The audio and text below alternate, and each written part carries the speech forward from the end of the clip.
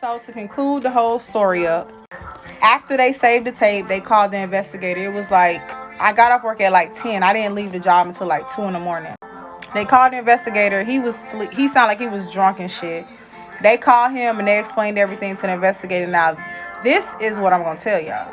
I don't think the investigator really liked me because, like I said, just when you're attractive and you're a woman and you work in the correction industry, they assume that you're dirty. They assume that you having sex with an inmate. They assume that you bringing in something for the inmate. They assume that you know an inmate and you try to get the job because you want to see the inmate. This is all the stereotypes that come with being a woman and an attractive woman when you're working in corrections.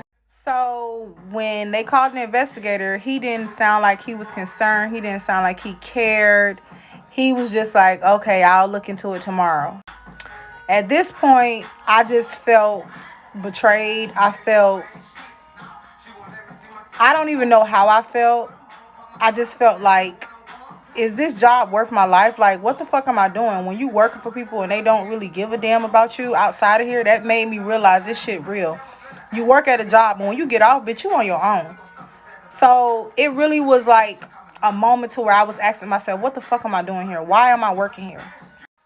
So the investigator, next day, they told me, they was like, you can come in later because you stayed here till 2 a.m. When I got home, I popped my bottle of Hennessy and I called their ass and I said, I'm not coming to work because I didn't know if she was going to follow me or bring somebody else with her that day. So I was shook. I ain't gonna lie. I was shook and I don't get scared, but I was scared as hell. I am not gonna lie. But in the mix of that, the girl had told me the inmate who she was on the phone with, and the dude was a head blood at the compound. So the investigators and shit, they was asking me, he was on the phone, he was like, do you know who it was? Da, da, da. I never told him who it was because it's just certain levels to this shit.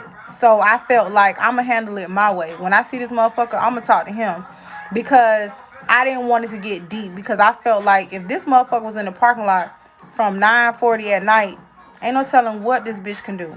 So I didn't tell him who it was. I knew who it was because she told me his name. I knew who it was. But I was going off of the way they reacted, like they didn't give a fuck. I'm like, I'm not finna tell them who the fuck he is. This nigga run the whole compound. I ain't saying shit. But when I see this motherfucker, it's smoke.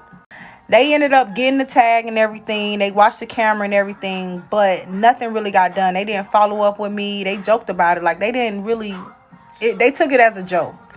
And it just made me really just look at the job different. And I just started saying, fuck these motherfuckers. I'm coming in here to get my little money, my little 16 hours, and I'm done. Fuck them. You fight, you